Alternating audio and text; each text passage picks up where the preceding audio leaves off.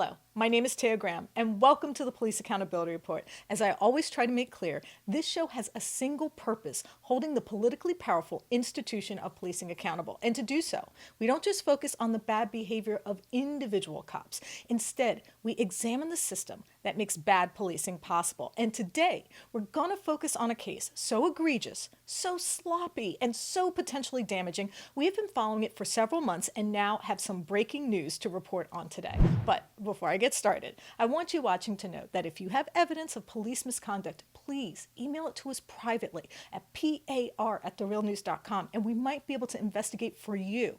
And of course, you can always message me directly at Taya's Baltimore on Facebook or Twitter, and please like, share, and comment on our videos. It really does help us, and you know I read your comments and that I appreciate them.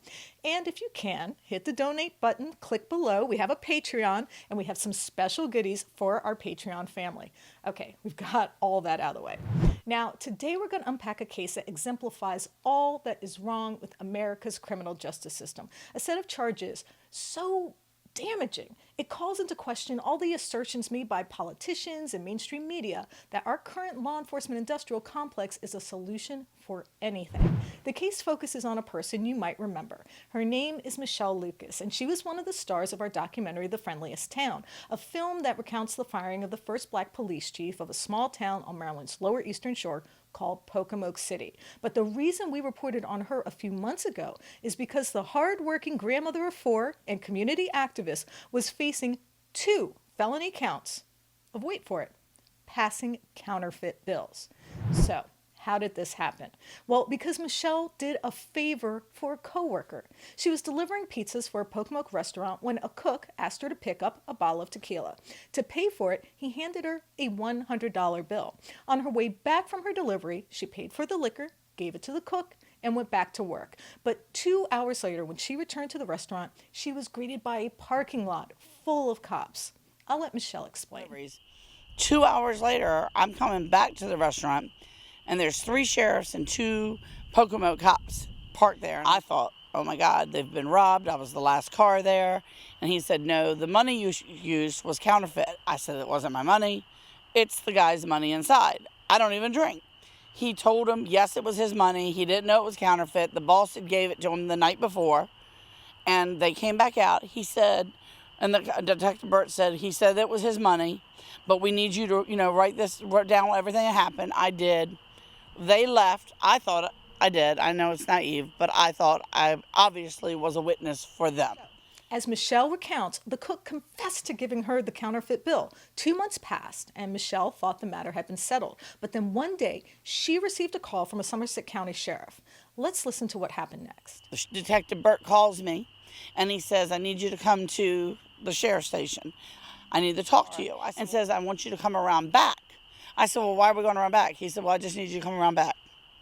I drive around back, and it's like 8, 9 o'clock at night, so it's really dark back there. It's dimly lit. And he comes over to the car, and he said, I have paperwork for you to sign. I said, do you want me to go inside, where I could see? And he was like, no. And I said, well, did you want to get in my car or me get in your car? He was like, no. And he hands me the papers. And I'm looking at him, but I can't really see him because it's dark. I turn my overhead light on, but it's not a bright overhead light.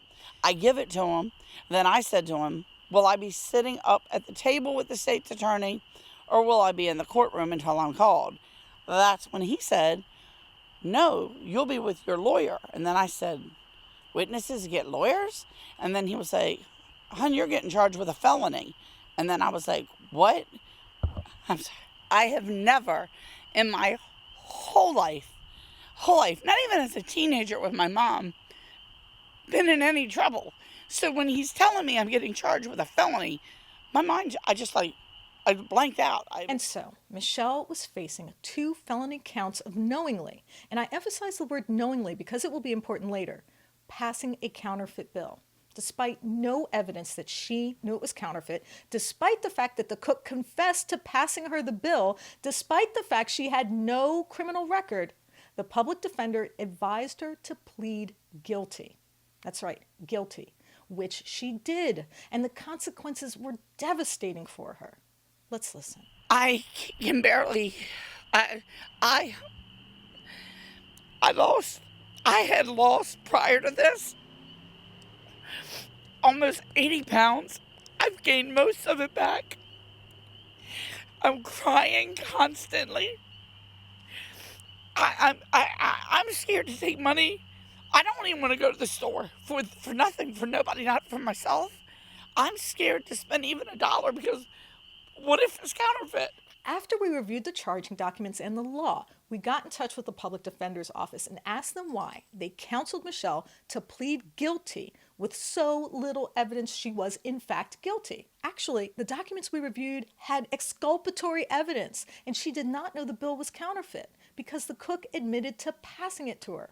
We also made calls to the Somerset County Sheriff who conducted the investigation, asking him the same questions. After our inquiry, the head of the public defender's office took over her case and filed a motion to withdraw her guilty plea, which a judge accepted. But now we have breaking news about the status of the charges, and to share it with you, I'm joined by my reporting partner, Stephen Janis. Stephen, thank you so much for joining me. Tay, thanks for having me. I appreciate it. So, Stephen, there have been updates in the case. Can you tell us what happened? Yes, Taya, the charges have been dropped. The charges against Michelle Lucas have been dropped. The public defender called her today and told her the charges were dropped by the Somerset County Circuit Judge. Let's listen to what Michelle had to say. Okay, so the lawyer called me at 9 o'clock in the morning and told me that we were going to be going to a jury trial.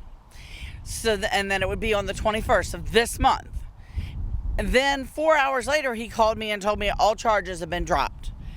And How did you feel? I was so happy I started crying. And I can't thank you and Taya enough, because when you expose what happened to me, it caused them to have to reevaluate everything. And then the head of the public defenders contacted me, and just things started changing and circling. And I guess them knowing that the limelight was on them, they just changed everything. So yeah, the charges have been dropped, and of course we were hoping this would happen, but of course it's been a real ordeal for her. So let's listen a little bit about what she went through and how this has affected her. Oh my God, since everything happened, just the sight of a police officer, any police officer, I would burst into tears, shaking. Where I used to see them and, go up and say hi. If I saw them, I was making detours just so I didn't pass any of them. I was nervous. I didn't want to go into stores. I didn't want to handle any money at all, not even $1. So my boyfriend and my daughter had to do all my shopping and stuff because I was scared to touch anything. And I was petrified of cops. And so, Tay, as you can see, this has been quite an ordeal for Michelle, but now it seems it's finally coming to an end. What did we discover about her case during our reporting? Well, the thing that's amazing about it is Maryland law is so clear. All you got to do is Google it, and it says that you must knowingly pass a bill. If you read the statement of probable cause, it says that the cook gave Michelle the bill, so there's no way it could be knowingly. The freaking detective in his own statement of probable cause had exculpatory information in it that showed that she was innocent, and yet they still went forward with charges. So we did have some concerns that these charges were retaliation for her support of Chief Sewell. What do you think? Well, as we know, Chief Sewell was very popular in Pocomoke. He had reduced crime through community policing, and Michelle was one of his biggest advocates. Let's listen to what she had to say about the fact that this would have been retaliation. And I looked in my rearview mirror, and across the street from our house was a police car. I just started shaking. I was crying. I got so upset I started throwing up. My daughter's like, Mom, they're not here for you. And I'm like, they are. Then I looked in my mirror, and he was actually walking down our driveway. They were there, but that some woman that fit my description that had a vehicle like mine had gotten beaten up, and they were just doing a well check on me. It was actually one of my law cop friends, and I was crying so hard, and he was actually surprised to see me like that because he's known me for a couple years, and And it's important to understand the connection here because the detective who charged Michelle was also a Worcester County Sheriff. So the Worcester County Sheriff was subject to the EOC complaints by Kelvin Sewell. So obviously you can't rule out retaliation. So I think it's clear it's something we have to consider. Retaliation might have been part of these charges. Now, I'm going to take off my reporter's hat for a minute and try to simply work through what we just reported. Not so much because I have more to say about this case than any of the others we've reported on, but because I think there's a deeply human component of this story that cannot be overlooked. So instead of simply sharing my thoughts, I'm going to address this to the Somerset County Sheriff's Office who conducted the investigation. I'm going to ask them a question. Do you realize what you did here? I mean, the law is clear. You must knowingly pass a bill, not just pass it. Your own investigation, as meager as it was, uncovered the facts she did not know. So why would you choose to charge her? And I have some more questions for you. Did you ever do an investigation into the source of the bill? The cook said it was paid to him from the restaurant. Did you ever ask them where they got it from? Did you refer this case to the Secret Service or FBI, who generally handle these types of cases? Did you question the owner of the restaurant? Do you know where the cook is who gave her the bill? Because we've learned he no longer works there and cannot be located. The reason why I'm asking you these questions is that the consequences for Michelle would have been devastating if her guilty plea had not been withdrawn.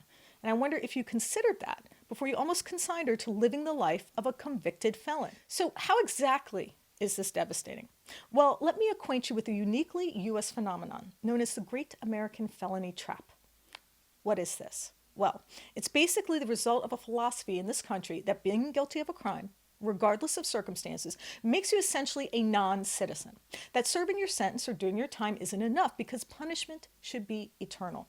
So how does that work? Well, once you're convicted, there are a variety of less visible punishments than simply spending time in a cell that continue to be enforced, sometimes for the rest of your life. For example, if you're convicted of a drug crime, your access to educational aid and student loans can be suspended for years. Your right to vote is suspended while you serve out your sentence, and in some states, you may not be eligible to vote again for years.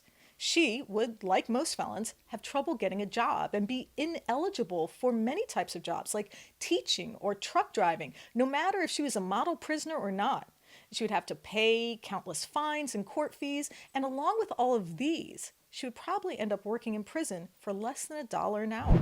But that's not the end of it, not hardly, because while she was denied access to her family, voting, and education, she would be charged outrageous fees to make phone calls. She would be separated from her family and grandchildren, and most of all, even after paying her so-called debt to society, she would be branded for life as an ex-con or felon. And all of this because of you and your lackluster investigation, all because you seemingly ignored some of the very basic aspects of the law and how to complete a competent investigation and uncover the truth, which is what you, the members of law enforcement, always claim is your overarching goal as you bask in the adulation of an adoring mainstream media and the often over-accommodating political elite. To really understand this phenomenon, I would recommend you read this book. It's called Getting Tough: Welfare and Imprisonment in 1970s America. It recounts how this country swapped out spending on programs like housing aid and food supplements for prison and cops, and how that transition fueled the largest experiment in mass incarceration in the history of civilization. In fact, there are statistics in the book that encapsulate the consequences of this policy shift quite adroitly. So, in the 1970s, the country spent almost twice as much on food aid and housing assistance as it did on prisons and cops. But by the 1990s, those numbers had literally swapped places, with the U.S. spending twice as much on incarceration as the aforementioned social programs. The point is, the attempt to turn a hard-working grandmother into a lifelong second-class citizen is part of a broader effort to expand the powers of law enforcement to suit the needs of America's great inequality machine. Our addiction to cops and prisons has less to do with safety and more to do with the ideologies and politics of maintaining poverty and bolstering billionaires. I mean, if just one cop can almost consign an innocent person to a lifetime of misery and exclusion, what can a system with hundreds of thousands of people with the same power and little accountability do to the rest of us? What happens to a system of governance with hundreds, if not thousands of cases like Michelle's go unexamined? How many fake felons does this careless system create? Innocent people consigned to pay the state for life and support a system that cares little for justice or the people it purports to serve. Well, I can say this. A system like this, if left unchecked, will have little resemblance to a government run for the people, by the people. Instead, we're left with a way of life where the few live off the injustice levied against the many. I would like to thank Michelle Lucas for sharing her journey with us. Thank you so much, Michelle. And of course, I have to thank Stephen Janis for his writing, reporting, research, and editing on this piece. Thank you, Stephen. Tay, thanks for having me. I appreciate it. And of course, I have to thank friend of the show, Noli D, for her support. Thanks, Noli D. And I want you watching to know that if you have evidence of police misconduct or brutality, please share it with us and we might be able to investigate for you. Please reach out to us. You can email us tips privately at par@therealnews.com and share your evidence of police misconduct. You can also message us at Police Accountability Report on Facebook or Instagram, or at Eyes on Police on Twitter. And of course, you can always message me directly at Tejas Baltimore on Twitter and Facebook. And please like and comment. I do read your comments and appreciate them, and I try to answer your questions whenever I can. My name is Taya Graham, and I'm your host of the Police Accountability Report. Please be safe out there.